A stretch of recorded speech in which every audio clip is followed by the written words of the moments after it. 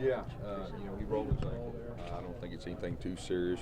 Hoping to have him back by the Arkansas game, and he's a tough guy. He heals pretty quick, so we'll see what happens. Has Jason Smith moved to quarterback? He has taken some reps over now and then. Of course, he's done that even throughout the spring, so really not a whole lot new. So it's not a position change you're looking on a permanent basis, or no, not at this point. No. I mean, you guys have some serious momentum going right now. Or is there just a different feel around the team overall? Yeah, there's no doubt. Each game we've improved. We got an off week, which is much needed. We're a beat-up team, and so.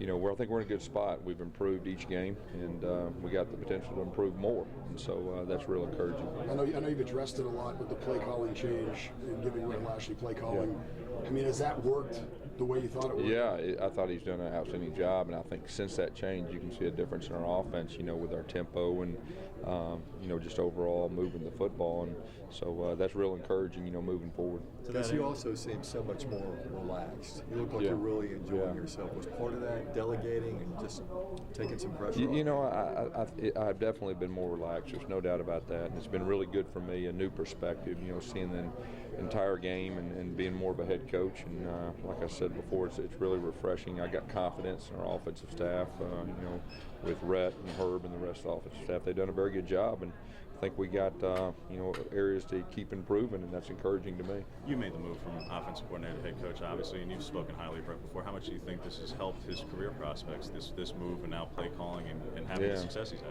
Well, he's always been a really good coach, and I've said for a long time he'll be a head coach at this level. He's got all the things it takes, and I think he's done a very good job so far, and I think he'll continue to do that.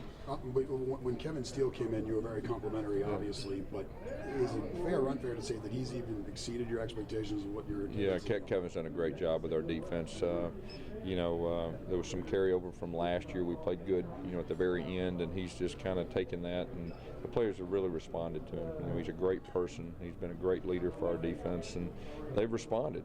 And they got potential to get better too, and that's very encouraging.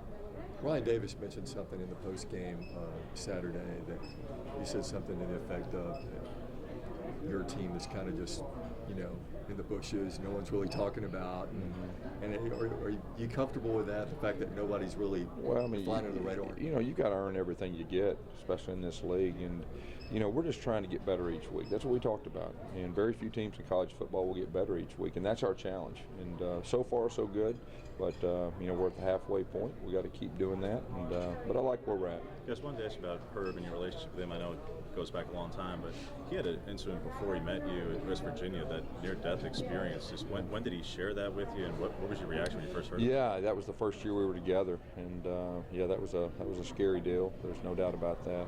Herb's a wonderful person, and we had 2 great years together, and we became very close friends. And to have him back on our staff, he's really gave our guys a breath of fresh air, and has done a great job with our offensive line. And I think they've got the potential to improve also. Do you hold in sneezes ever since hearing that story? No, he doesn't. He lets it rip.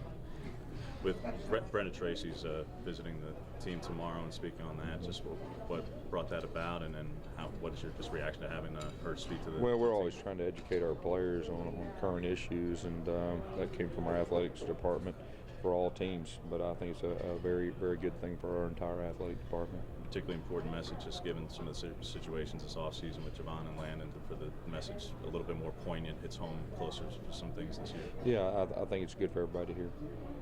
Do you feel like offensively with Sean that the big playability can kind of increase further? I mean, and what sort of things do you think he has to do maybe specifically? Well, I think if you really watch Sean the last 3 weeks, he's done a great job managing the game. I think he is getting more and more comfortable. He's more confident.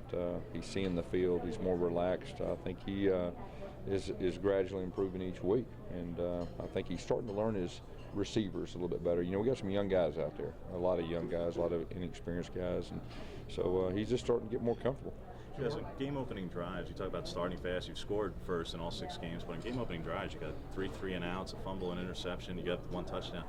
Is there any concern there, especially when those are scripted plays, that just hasn't been as much success in the opening possession? I think now that you got an off week, I think it's a great time to kind of evaluate everything and look at the positives, try to improve on the things that you need to improve on. And so we'll focus on that, and getting off to a fast start is very important to us. We talked about Cameron Petway's success on the field and how much of an adjustment he's made, but off the field, just how much has he matured these past 2 years? Because to go from a player who was brought in as an H-back and now he's transitioned position, but also becoming a young father, so many things for him off the field beyond just football. Yeah, first of all, Cameron's an excellent young man.